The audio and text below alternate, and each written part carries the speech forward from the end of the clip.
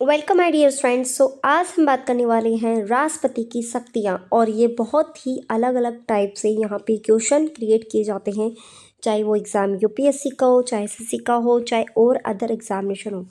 हम यहाँ पर बात करने वाले हैं राष्ट्रपति की शक्तियाँ, जो कि अलग अलग कैटेगरी में डिवाइड की गई है।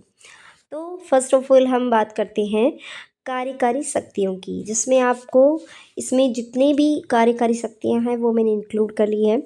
तो यहाँ पे क्वेश्चन ऐसा बन सकता है, आपको 5 ऑप्शन दे दिए जाएंगे, मल्टीपल ऑप्शन इनमें से दे दिए जाएंगे, बता दिया जाएगा कि इनमें से कौन सी कार्यकारी शक्तियाँ और कौन सी नहीं है। ये क्वेश्चन 2017 के यूपीएससी एग्जामिनेशन में आ चुका है। अब बात करेंगे हम कार्यकारी शक्तियों के बारे में। तो देखो, नियुक्तियाँ मतलब अपॉइंटमेंट्स, जो कि आर्टिकल 75 में है। एक तो जो राष्ट्रपति है वो प्रधानमंत्री का जो अपॉइंटमेंट है वो खुद करते हैं, और यानी कि राष्ट्रपति करते हैं, और जो अन्य मंत्रियों की नियुक्ति राष्ट्रपति डायरेक्ट नहीं करता है, प्रधानमंत्री की सलाह पर की जाती है। राज्यों के राज्यपालों की नियुक्ति, भारत के अटॉर्नी जनरल और भारत के नियंत्रण एवं महालेखा परीक्षक और मुख्य आयुक्त चुनाव और अन्य चुनाव आयुक्तों, संघ लोक सेवा आयोग के अध्यक्ष और सदस्यों के वित्त आयोग के जो अध्यक्ष होते हैं और सदस्य होते हैं। और यहाँ पर इन सभी की जो है नियुक्ति है या अपॉइंटमेंट है वो राष्ट्रपति के द्वारा की जाती है। अब आगे देखते हैं और क्या शक्तियाँ होती है, पावर होती है। सूचना मांगने की शक्ति और मंत्रिपरिषद के विचारार्थ किसी भी मामले को प्रस्तुत करने की मांग, आयोग नियुक्त करने की शक्ति और अंतर्जातीय परिषद की नियुक्ति, केंद्र शासित प्रदेशों का प्रत्यक्ष प्रशासन, अनुसूचित क्षेत्रों के का प्रशासन। फिर है न्यायिक शक्तियाँ देखते हैं। तो सर्वोच्च न्यायालय और उच्च न्यायालयों के मुख्य न्यायाधीशों और न्यायाधीशों की नियुक्ति यहाँ पे की जाती है। मुख्य न्यायाधीश और न्यायाधीशों की नियुक्ति राष्ट्रपति के द्वारा की जाती है। नेक्स्ट यहाँ पे बोला गया है कि जो सलाह लेने की शक्ति है, सलाह लेने की शक्ति है तो राष्ट्रपति यहाँ पे ले भी सकते हैं, मान भी सकते हैं, नहीं भी मान सकते हैं। क्षमा दान जो शक्तियाँ हैं वो उनको प्राप्त है। आर्टिकल नंबर 72 कहता है कि राष्ट्रपति को सज़ा कम करने की शक्ति भी है और किसी सज़ा को टालने की भी है। सज़ा को जो है जैसे किसी फांसी की सज़ा है तो उसको टालने की भी है।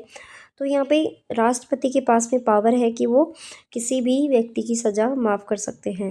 नेक्स्ट यहाँ पे अगर आपको ये नोट्स लेने हैं तो आप मेरे को इन नंबरों पे आप मुझे मैसेज सेंड कर सकते हो। I will send you all notes.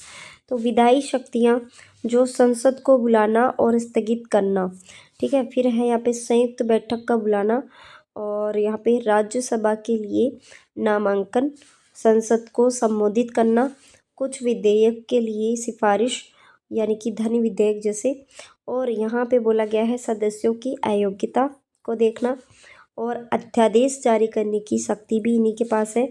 पीठासीन अधिकारी की नियुक्ति भी यही करते हैं। संसद के समक्ष रिपोर्ट जैसे केग और यूपीएससी वित्त आयोग और विनियमन बनाने की भी शक्ति है। वित्तीय शक्तियाँ में अगर बात करें तो धन विधेयकों के लिए पूर्व अनुशंसा, केंद्रीय बजट प्रस्तुत करना, अनुदान की मांग के लिए सिफारिश, आकस्मिक निधि अग्रिम, वित्त आयोग का गठन। देखो ये सभी वित्तीय शक्तियाँ हैं जो वित्त और बजट नाम लिखा रहा है। देखो यहाँ पे धन नाम आ गया, यहाँ पे बजट नाम आ गया, यहाँ पे अनुदान आ गया, निधि आ गया और वित्त आ गया। सभी क्या है, वित्तीय शक्तियाँ में इंक्लूड हो जाएगी। नेक्स्ट हम देखेंगे राजनयिक शक्तियाँ। संधियों पर बातचीत करना, समापन करना, अनुच्छेद 253 में है। राजनयिक प्रतिनिधित्व करना। फिर से मैं आपको यहाँ पे बता रही हूँ कि अगर आपको ये नोट्स लेने हैं तो आप मुझे व्हाट्सएप मैसेज कर सकते हैं। अब बात करते हैं यहाँ पे सैन्य शक्तियों के बारे में। वह भारत के रक्षा बलों के सर्वोच्च कमांडर होते हैं। तो भाई राष्ट्रपति हैं जो भारत के रक्षा बल होते हैं, उनके सर्वोच्च कमांडर भी के रूप में भी उनको पावर मिली हुई है। और वह सेना, नौसेना और वायुसेना के प्रमुख की भी नियुक्ति करते हैं। वह संसद की स्वीकृति के अधीन युद्ध की घोषणा कर सकते हैं और शांति समझौता भी कर सकते हैं। अब आप आती है आपातकालीन शक्तियाँ। राष्ट्रीय आपातकालीन, राष्ट्रपति शासन, वित्तीय आपातकाल, ये तीनों ही आपको ध्यान में रखना है। अभी तक वित्तीय आपातकाल एक बार भी नहीं लगा है। तो राष्ट्रीय आपातकाल है अनुच्छेद आर्टिकल 352 में, राष्ट्रपति शासन की है 356 में, और वित्तीय आपातकाल है 360 में।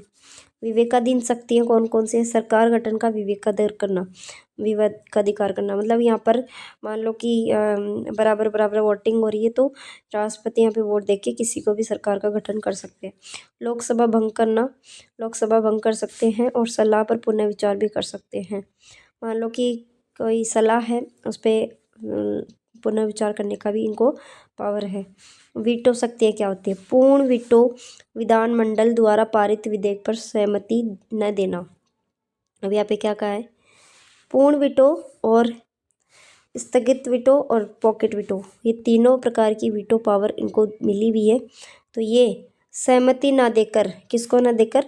विधेयक पारित के बारे में सहमति नहीं दे सकते हैं, इनके पास में पूर्ण वीटो है। फिर स्थगित वीटो है कि किसी भी विधेयक को पुनः विचार के लिए वापस भेज सकते हैं, स्थगित कर सकते हैं।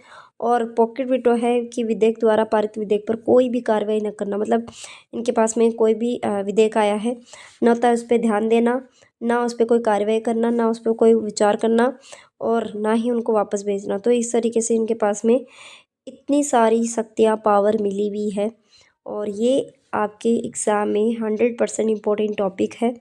आप यूपीएससी का एग्ज़ाम दो, चाहे आप एसएससी का एग्ज़ाम दो, चाहे आप अदर कोई भी जिसमें आपके पॉलिटी सब्जेक्ट आती हैं, ये आपको बहुत ज़्यादा इम्पोर्टेंट है पढ़ना। नोट्स पीडीएफ के लिए आप मुझे व्हाट्सएप मैसेज कर सकते हैं। Thank you so much for watching this video. मिलते हैं नेक्स्ट क्लास में।